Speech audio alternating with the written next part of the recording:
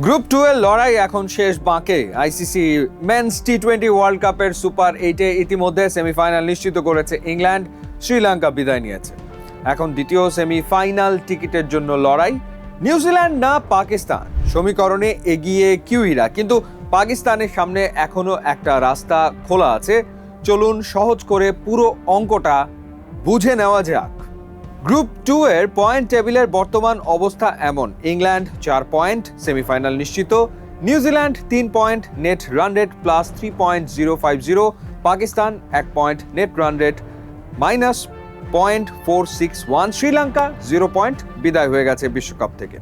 New Zealand ও পাকিস্তানের একটি match বৃষ্টিতে পরিত্যক্ত হয়েছিল। এখন দু দলেরই একটি করে ম্যাচ বাকি।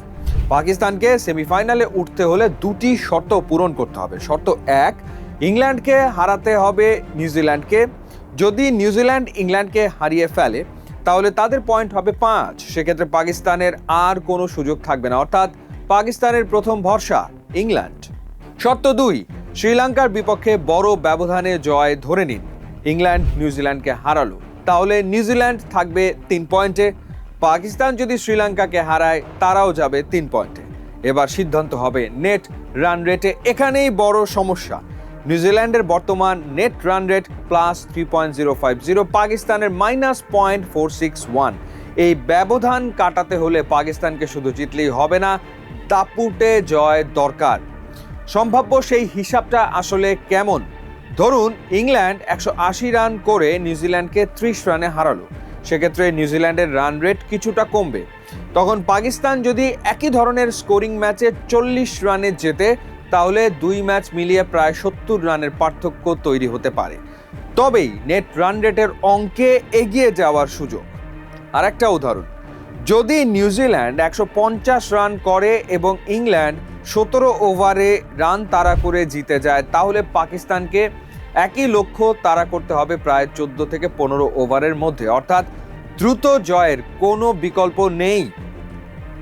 গুরুত্বপূর্ণ বিষয়, সবচেয়ে বড় সুবিধা, নিউজিল্যান্ড বনাম ইংল্যান্ড ম্যাচ হবে 27 ফেব্রুয়ারি। পাকিস্তান মাঠে নামবে তার পর দিন, অর্থাৎ বাবর আজমদের জানা থাকবে সেমিফাইনালে উঠতে ঠিক কত বড় ব্যবধানে জিততে হবে। বাস্তবতা হলো এই মুহূর্তে ভাগ্য নিজেদের হাতে নেই পাকিস্তানে। তাদের নির্ভর করতে হবে ইংল্যান্ডের জয়ের ওপর। তারপর শ্রীলঙ্কার বিপক্ষে এমন জয় দরকার যা নেট রান রেটের বিশাল ব্যবধান ঘুচিয়ে দেয়। একটি ছোট্ট জয় যথেষ্ট কিন্তু হবে না। গ্রুপ 2 এর শেষ সেমিফাইনাল টিকিট এখনো খালি, কিন্তু অঙ্কের হিসেবে এগিয়ে নিউজিল্যান্ড। পাকিস্তানের জন্য সামনে কঠিন পথ। প্রথমে চাই অনুকূল ফল, তারপর চাই দাপুটে পারফরমেন্স। শেষ 2 দিনেই ঠিক হবে সেমিফাইনালে যাবে কিউইরা নাকি শেষ মুহূর্তে চমক দেখাবে বাবর আজমের পাকিস্তান।